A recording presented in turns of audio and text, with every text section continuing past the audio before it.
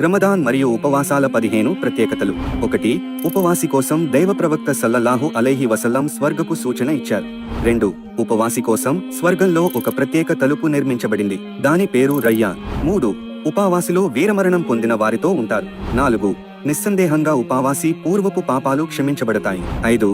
రమజాన్లో స్వర్గం మరియు దయ తలుపులు పూర్తిగా తెరవబడతాయి, నరకపు ద్వారాలు పూర్తిగా మూసివేయబడతాయి మరియు దుష్ట శైతానులు ఖైదు చేయబడతారు. 6. ఉపవాసి నోటి వాసన అల్లాహ్కు కస్తూరి కంటే ఎక్కువగా నచ్చుతుంది. 7. రమజాన్ మాసంలోని ప్రతి రాత్రి అల్లాహ్ నరకవాసులను నరకం నుండి తీస్తాడు. 8. ప్రళయ దినాన ఉపవాసం ఉపవాసి కోసం సిఫారసు చేస్తుంది. 9. ఉపవాసం పుణ్యాల తలుపు లాంటిది. 10. 1000 రాత్రుల కంటే మేలైన రాత్రి షబే ఖద్ర్ రమజాన్ మాసంలోనే ఉంది. 11. పవిత్ర ఖురాన్ గ్రంథం రమజాన్ మాసంలోనే అవతరించింది. 12. ప్రతి పుణ్యకార్యానికి 10 నుండి 700 రెట్ల కంటే అధిక ప్రతిఫలం ఇవ్వబడుతుంది, కేవలం ఉపవాసం తప్ప. దాని ప్రతిఫలం అల్లాహ్ స్వయంగా ప్రసాదిస్తాడు. 13. ఒక నఫిల్ ఉపవాసం నరకం నుండి 70 ఏళ్లు దూరం తీసుకుపోతుంది, అయితే ఫర్జ్ ఉపవాసం ప్రతిఫలం ఎంత ఉంటుందో ఊహించండి. 14. రమజాన్ మాసంలో ఉమ్రహ్ చేస్తే దైవ ప్రవక్త గారితో హజ్ చేసిన దానికి సమానమైన ప్రతిఫలం లభిస్తుంది. 15.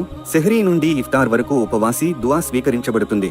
కావున సోదరులారా, రమదాన్ నెల అల్లాహ్ ఇచ్చిన గొప్ప వరం. మనం ఈ నెలను సమర్థవంతంగా ఉపయోగించి ఎక్కువగా ఉపవాసాలు పాటించి, ఖురాన్ తిలావత్ చేసి, తరావీహ్ నమాజ్ చేసి, దాన ధర్మాలు చేయాలి.